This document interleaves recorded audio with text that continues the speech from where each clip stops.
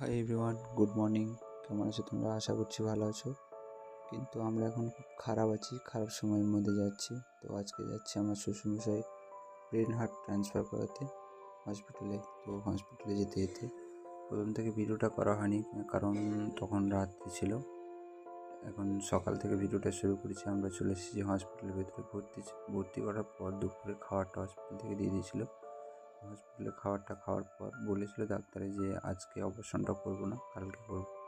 হসপিটালে ভর্তি হওয়ার পরে যে নেবুলাইজ করছিল, বাকি অপারেশন করার পর বেডে দেওয়া হয়েছিল। বেডে দেওয়ার পর এমন লাগছিল যে ভয়ঙ্কর অবস্থায় ছিল, সিচুয়েশনটা খুব খারাপ ছিল সেই সময়টা আমাদের। তো হসপিটালে অপারেশন হয়ে যাওয়ার পর একটু আমরা তারপর দিন সকালে মর্নিং একটু হসপিটালে ঘুরে দেখছিলাম। খুব সুন্দর লাগছিল, হসপিটালটা এত সুন্দর বানিয়ে রেখেছে। হসপিটালের নামটা করা যাবে না, আর বিশেষ করে এর জন্য করা যাবে না কারণ হসপিটালের ভিতরে ভিডিও করা বারণ ছিল।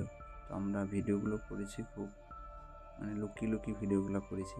আর কি বলবো, পেশেন্ট এত ছিল, পেশেন্টের এত চাপ হসপিটালের মধ্যে, থাকার জায়গা নেই, সব গাছতলায় বাইরে, এমন এত পেশেন্ট আর এত প্রচণ্ড চাপ পেশেন্টের। আর ডাক্তারগুলো সত্যিই খুব ভালো ডাক্তার ছিল। আর দেখুন পেশেন্টের বাড়ির লোকগুলোর অবস্থা দেখুন কেমন অবস্থায় আছে। খুব খারাপ অবস্থা হসপিটালে, যে কটা দিন থাকে পেশেন্টকে ভর্তি নিয়ে খুব খারাপ সিচুয়েশনের মধ্যে যায়। তো যাই হোক, খুব ভালোর মধ্যে আমাদের অপারেশনটা হয়ে গেছিলো। অপারেশন করে বাড়ি আসছিলাম। বাড়ি আসার সময়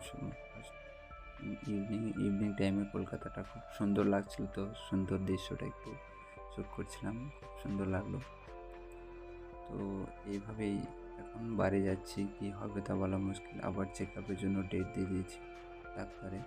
আর আস্তে আস্তে এই ব্রিজটা তো তোমরা সবাই সকলেই চেনো। তো যে চেনো অবশ্যই একটু কমেন্ট করে বলবে যে কোন ব্রিজ এটা।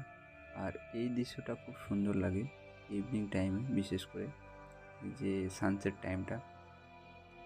এইভাবে সন্ধে হয়ে গেছিলো, পরের ভিডিওগুলো শ্যুট করা হয়নি। তো কেমন লাগলো ভিডিওটা অবশ্যই কমেন্টে জানাবে। আর আজকের এই পর্যন্ত, দেখা হচ্ছে আবার পরের ভিডিওতে। ধন্যবাদ।